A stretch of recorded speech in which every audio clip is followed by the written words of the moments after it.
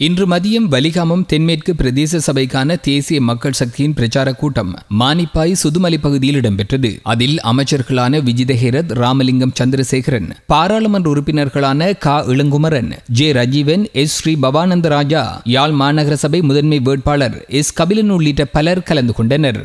சகோதரங்களே, உங்களுக்கு அனைவருக்கும் மாலை வணக்கம். நான் தமிழில் பேச விரும்புகிறேன், அதே போல சிங்களை பேசுகிறேன். அமைச்சர் ராமலிங்கம் சந்திரசேகரன், பாராளுமன்ற உறுப்பினர் பவானந்த ராஜா, பாராளுமன்ற உறுப்பினர் ரஜீவன், தோழர் தேவராஜா, சுரேன் உபசிருதினாகிம் அவசராய். நாங்கள் சந்தர்ப்பவாதி இல்லை, நாங்கள் எல்லோரும் அநீதிக்கு எதிராக போராட்ட வேணும். சரி, ஏகதமாய் அப்பே பிரதிபத்தி திசை காற்றி வெற்றுவோம், திசை காற்றி வெற்றுவோம்.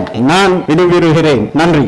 மக்கள் இன்றைக்கே முடிவெடுத்து அடுத்த 5 வருஷமும் தேசிய மக்கள் சக்தி தான், அதுல நோ டவுட். ஆனா இந்த 5 வருஷமும் அடுத்த 5 வருஷமும் நமது ஆட்சியை பார்க்கின்ற மக்கள் அதுக்கு பிறகு வேற எந்த ஒரு அரசியல் கட்சியை பற்றி நினைப்பும் கூட பார்க்க மாட்டாங்க. அதான் உண்மை. ஏன் நாங்க சொல்லுகின்ற நாட்டில் புதிய அரசியல் கலாச்சாரத்தை உருவாக்க வேண்டும், மக்கள் நலன் சார்ந்த அரசாங்கம் ஒன்று வேண்டும் என்று நாங்கள் சொல்லுகின்ற இந்த நாட்டில் லஞ்ச ஊழல் மோசடி வேண்டாம் என்று நாங்கள் சொல்லுகின்ற இந்த நாட்டில் போதைப் பொருளா அல்லது ஏனைய துர்நடத்தைகளா, குற்றச் செயல்களா, இவைகளை வேண்டாம் என்று நாங்கள் கூறுகின்றோம்.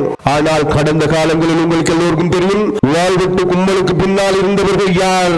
அரசியல்வாதிகள். நாட்டு மோசடிக்கு பின்னால் இருந்தவர்கள் யார்?